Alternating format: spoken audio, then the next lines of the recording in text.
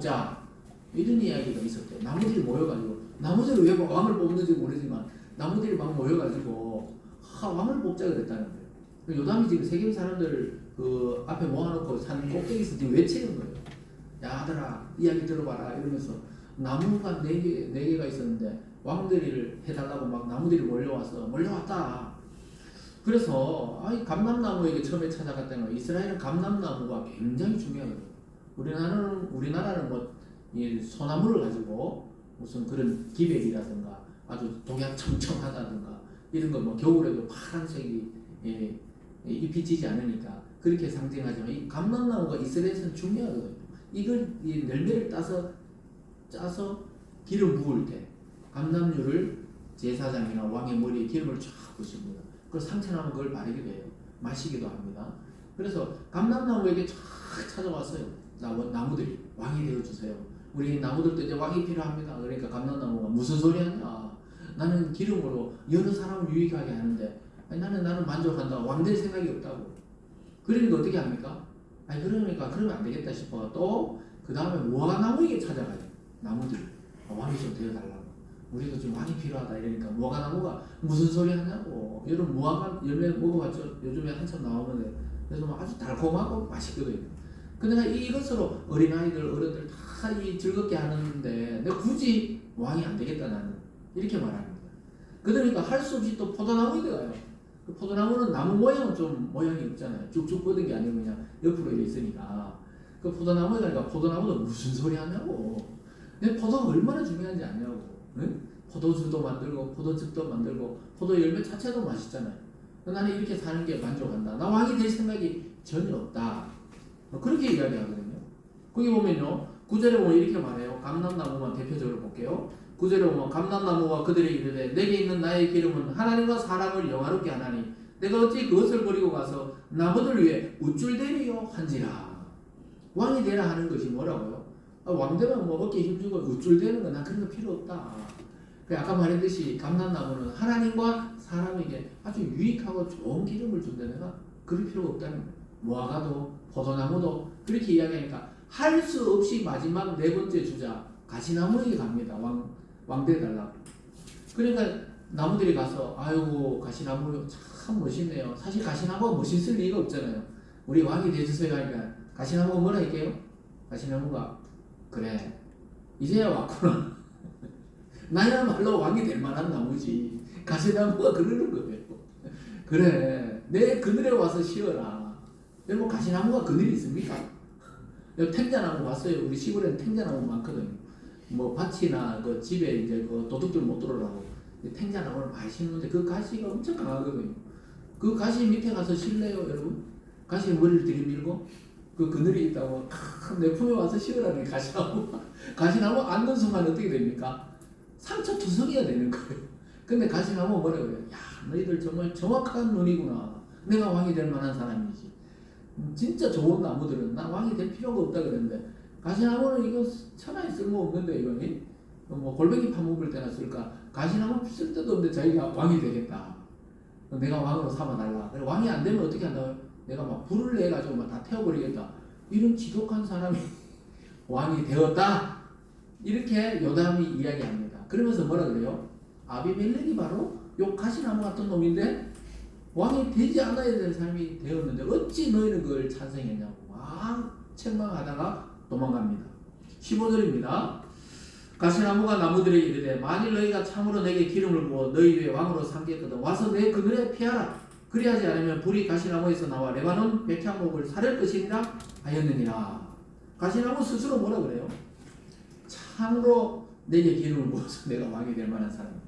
너희들 내 그늘에 와서 쉬어라. 진짜 그늘이 있는 나무들은 나는 그냥 만족한다. 이렇게 하는데 이 가시나무는 자기가 왕이 되겠다는 거예요. 나중에 결국은 이 가시나무 같은 아비멜렉이 왕이 되면서 백성을 찌르게 됩니다. 여러분 정말 자연스럽게 통치자가 되는 것은 괜찮지만 자기 어떤 무력이나 힘을 가지고 통치자가 되었을 때 그 끝이 좋지 않습니다. 그리고 이 가시나무처럼 그런 자가 통치하게 되면 백성을 막 찔러요. 백성들이 고통스럽습니다. 여러분 우리나라에 또 우리 민족에 또 이 세계에 이런 지도자들이 나타나지 않도록 우리 늘 경계하고 기도해야 됩니다. 그래서 아니면 백성이 고통스럽다는 거예요. 그러니까 오늘 마지막에 보면 아비멜렉을 향한 요담이 저주하고 도망가는 걸 보게 됩니다. 일단 제가 자기는 살아야 돼요. 잡히면 또 69명처럼 죽으니까 일단 도망가서 딴 데 가서 삽니다. 그러기 전에 지금 요담이 세겜 사람들하고 멀리 떨어져 있죠. 산 위에서 외치는 거예요. 야, 나무 이야기가 있다. 들어봐라 하면서 쫙 이야기하면서 이런 가시나무 같은 놈, 이런 아비멜렉을 너희들이 도와줘가 지금 왕이 됐는데 결국 그 왕이 너희를 치고 너희가 왕을 칠 것이다. 이런 저주스러운 이야기를 해주고 도망가는데 나중에 결국은 아비멜렉이 세겜을 치고 세겜 사람들이 아비멜렉을 쳐요. 그래 전쟁 벌이다가 결국은 한 여인이 던진 맷돌 윗짝에 그냥 머리가 깨져가 죽거든요. 서궁에서 막 굴질을 하는데 위에서 그냥 여자들 무서워요. 저번에 그 여자 봤죠? 야엘 아내 막 헤벨의 아내 참 야엘 그냥 망치로 그냥 머리를 그냥 말뚝을 박아버린다. 이 남자는 나중에 맷돌 윗짝에 그냥 머리를 맞아 박살나서 죽습니다.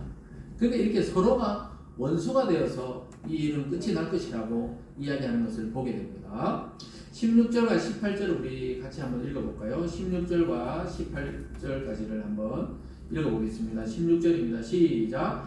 이제 너희가 아비멜렉을 세워 왕으로 삼았으니 너희가 행한 것이 과연 진실하고 의로우냐? 이것은 여룻발과 그의 집을 선대함이냐? 이것이 그의 손에 행한 대로 그에게 보답함이냐? 우리가 아버지가 전에 죽음을 무릅쓰고 너희를 위하여 싸워 미디안의 손에서 너희를 건져냈거늘 너희가 오늘 일어나 우리 아버지 집을 쳐서 그의 아들 70명을 한 바위에서 죽이고 그의 여종의 아들 아비멜렉이 너희 형제가 되고 그를 세워 세겜 사는 위에 왕으로 삼았도다. 말이 되냐는 거예요. 너희 아버지 자기 아버지 기드온 때문에 다 살았는데 너희들이 미디안을 쳐서 다 살았는데 아직도 그걸 잊어버렸냐. 근데 우리 아버지 집을 이렇게 선대하지 못하고 이렇게 학대해가지고 그 아들 70명 다 죽이고 이 아비멜렉이 왕이 된 게 오늘 일이냐. 이렇게 이 나이는 어렸지만 요담이 정확하게 지금 꿰뚫고 이야기하는 것을 보게 됩니다. 그래서 요담은 아비멜렉과 세겜 사람을 저주합니다. 이게 하나님이 그 입을 통해 저주한 것이랑 마찬가지예요. 왜냐하면 명분도 없고 왕의 제도를 하나님은 싫어했거든요. 모세에게 왕정 제도를 가르쳐줬지만 이스라엘에 웬만한 왕을 세우지 말라 그랬어요. 왜냐하면 이스라엘의 왕은 하나님이시기 때문에 인간 왕을 세우면 너희들 골치 아파진다. 이렇게 오래전에 이미 모세를 통해 이야기했는데 아비멜렉이 다른 나라 보니까 다 왕이 있으니까 자기 스스로 그냥 왕이 된 거예요.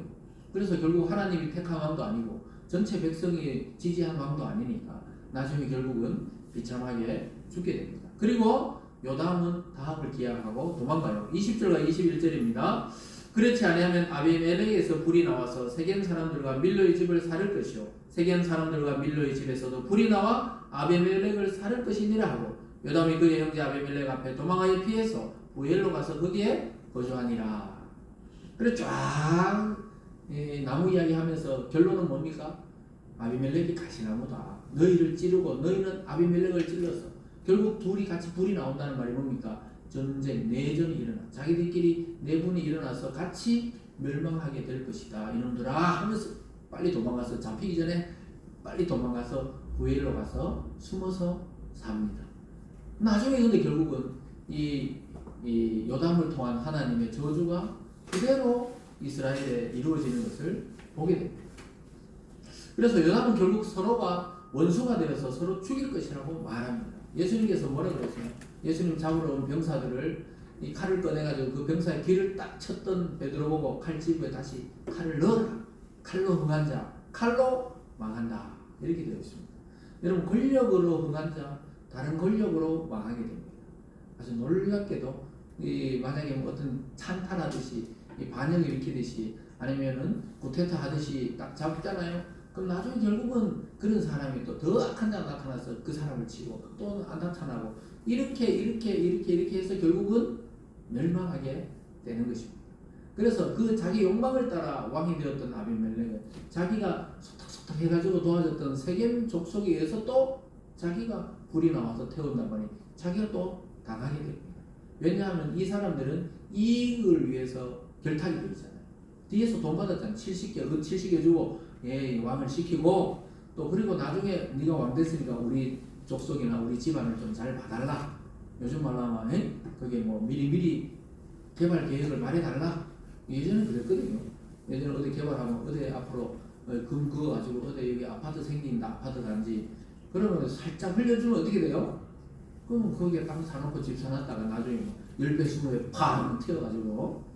그 지금 뭐 문제되는 것도 고속도로가 왜 그쪽으로 갔냐, 이쪽으로 갔냐, 뭐 양평 고속도로가 왜 이리 갔냐, 저리 갔냐, 막 그런 거 지금 있잖아요. 뭐 나중에 밝혀지겠지만. 그래가지고 정보가 어떻게 흘러가서 그런 거 아니냐?